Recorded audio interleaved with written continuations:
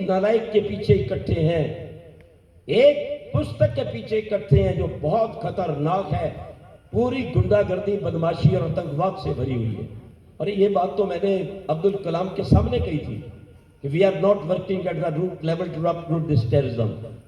फिर मैंने उनसे मिलकर पत्र भेजा, वो पत्र का उत्तर आया, we received your letter and send it to the home ministry for further action but no action has been taken yet now.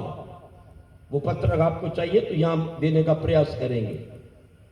हमारे महेश भाई बैठे हैं, वहां भी मैं 2-3 दिन रहा हूं और वो बहुत बड़े सहयोगी हैं। वो दिल से चाहते हैं देखो पजामे कुर्ते में। और ध्यान पहला व्यक्ति था जिसने की पेंटों की अंग्रेजी वस्तुओं की होली जलाई थी। ठीक है कहीं पर वेशभूषा होगी, लेकिन कम से कम जब भी आर्य समाज में आए अपनी सात्विक वेशभूषा में आकर प्रकट करें कि हम आर्य हैं, हम अपनी वेशभूषा का आदर करते हैं।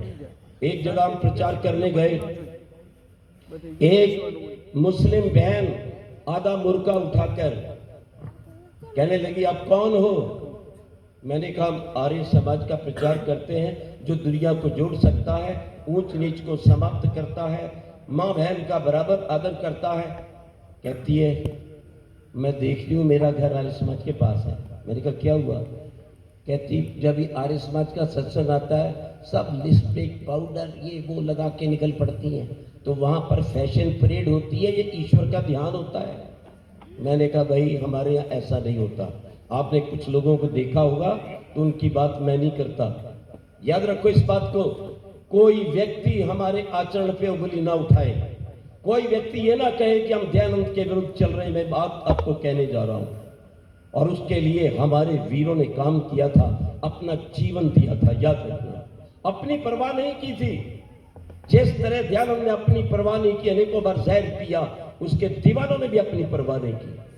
पंडित लेखराम काम करते रहे, छुरा मार दिया गया और कई घंटे तक ऑपरेशन चला और मां पास में खड़ी थी।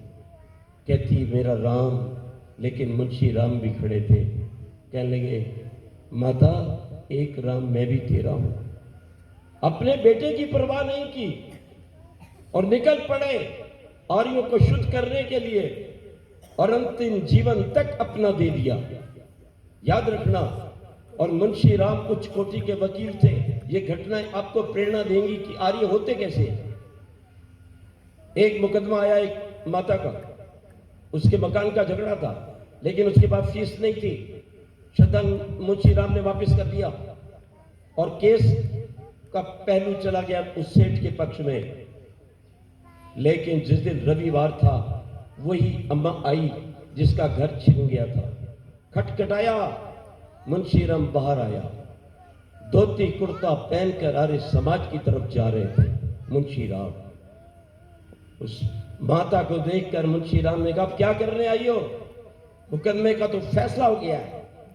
कहती इसलिए नहीं आई हूं, मैं कुछ और बात कहने आई हूं।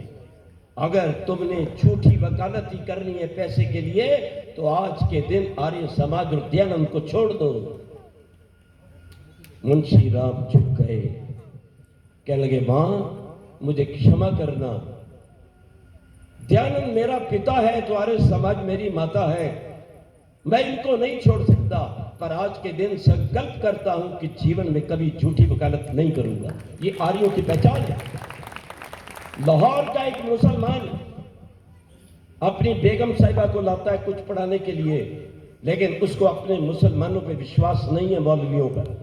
जो कोई दुर्गति आज हो रही है मदरसों के अंदर आप देखते रहते हैं, और जो कुकर्म हो रहे हैं हमारी बहनों के साथ, वो दोष केवल मुसलमानों का नहीं है, उसमें एक दोष है लिव इन रिलेशनशिप। सब आर्य इस बात के लिए एक संगठित होकर के नारा लगाएं, और हमारी सरकार भाजपा की है, मोदी जी है, उनके पास ये मैसेज आना चाहिए कि जब तक ये लिव इन रिलेशनशिप बंद नहीं होगा तब तक माताओं बहनों की छोटी छोटी बेटियों की बेइज्जती होती रहेगी और ये मुसलमान लोग उनको बिगाड़ते रहेंगे। एक बार हाथ ऊंचा करके बोलो लिव इन रिलेशनशिप मुर्दाबाद, लिव इन रिलेशनशिप मुर्दाबाद।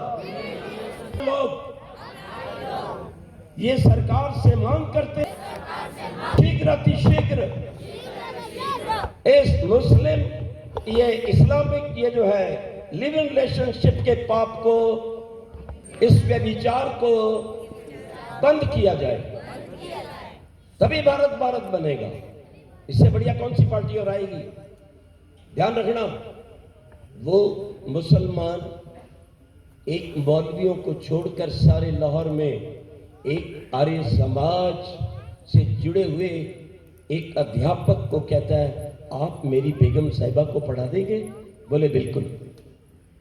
वो रोज पढ़ाने के लिए आता है, 1 घंटे तक बैठता है और मौलवी कहीं ना कहीं से थोड़ा थोड़ा देखता रहता है। उसकी बेगम बहुत खूबसूरत थी, जवान थी, और उसको इन मुसलमानों पे विश्वास नहीं था। आज भी हमारे आर्य स्कूलों के अंदर बहुत से मुसलमान अपनी बेटियों को इसलिए भेजते हैं कि आर्य समाज के अंदर जो बेटी चल जाएगी उस पर बुरी निगाह नहीं पड़ेगी। ये कृपा है दयानंद की आर्य समाज की चरित्र की। कहते 1 महीने के पश्चात वो पैर पकड़ लेता है, कहता है महाराज मैं आपको मान गया, आप सच्चे ईश्वर भक्त हो, दयानंद के समान पवित्र चरित्रवान हो, और मुझे विश्वास नहीं था, मुझे आज से आर्य समाज के प्रति पक्का विश्वास हो गया है। मैं स्वयं आर्य बनने का प्रयास करूंगा जिस देश के अंदर ऐसे लोग हैं। अगर ये काम हम करेंगे, और एक समय था जब कोर्ट के अंदर विवाद होता था और कोई भी आर्य सज्जन कह देता था कि ये बात गलत है, जो हम कह रहे ठीक है, तो जज उसका फैसला कर देता था। इसमें 2 मत नहीं है, लेकिन उसके लिए आपको आपकी मानसिक शक्ति को जगाना होगा जो यश से जागती है। आपकी बुद्धि को कुशाग्र बनाना होगा, जो वेद और वैदिक ग्रंथ और ऋग्वेद आदि भाष्य भूमिका आदि ग्रंथ है, सत्यार्थ प्रकाश पढ़ना होगा। और अपने आत्मिक बल को बढ़ाने के लिए दोनों काल संध्या और ध्यान करना पड़ेगा। लेकिन आप संध्या अधूरी करते हो। प्राणायाम का मंत्र आता है, प्राणायाम नहीं। हे ईश्वर दयानिधे भवत कृपया नहीं जप उपासनादि कर्मणा। कितना बड़ा झूठ बोला आपने। जप किया नहीं कह दिया मैंने जप किया, उपासना की नहीं कह दी उपासना किया। एक मंत्र को जब बार बार बोलोगे तो जप होता है, और जब सब कुछ भुलाकर अपनी आत्मा को प्राणायाम के द्वारा एकाग्र करके मन को ईश्वर से जोड़ोगे तब उपासना होती है। और प्राणायाम और प्राण क्रिया जो बाबा जी सिखा रहे हैं उनमें बहुत बड़ा अंतर है। ये काम तो बाबा जी को करना चाहिए था। याद रखना, वो कहा करते थे कि अगर ध्यान नहीं मिलता तो मैं हाली होता। और मैंने कहा महाराज अब तो आप अरबों के वाली हो, कम से कम अपनी दुकानों पे आश्रमों पे तो देव ध्यान का चित्र लगा दो। 200 साल बीत गए, एक बार तो ध्यान को अपने टीवी पर ले आओ। तेल साबुन पेस्ट का बहुत प्रचार हो गया। याद रखना इस बात को, प्राण क्रियाओं में कहीं प्राण रुकता नहीं है। कान खोल के सुन लो, वो श्वास को ठीक करती है। प्राणायाम में प्राण रुकता है, और जब प्राण रुकता है तो उस समय मन रुकता है, और जब मन रुक जाता है तब प्रभु का आनंद आता है। इसलिए देव ध्यान को समझने का प्रयास करो। आज से प्रतिज्ञा करके जाओ कि संध्या पूरी करेंगे, उसमें प्राणायाम करेंगे, गायत्री का 5-7 बार जप करेंगे, और फिर थोड़ी देर ध्यान में बैठेंगे। और यज्ञ 15 मिनट में होता है। याद रखो, केवल 15 मिनट में यज्ञ। ध्यान बहुत व्यवहारिक थे। दीपक जलाओ, आप आचमन करो, अंग स्पर्श करो। आपके पास नहीं टाइम है तो 8 मंत्र मत बोलो, बारीक बारीक संज्ञा रखो। लेकिन यज्ञ का अगर लाभ उठाना है तो यज्ञ वैज्ञानिक जो उसका विज्ञान है वैसा बनाओ। हमने यज्ञ पे कभी पीएचडी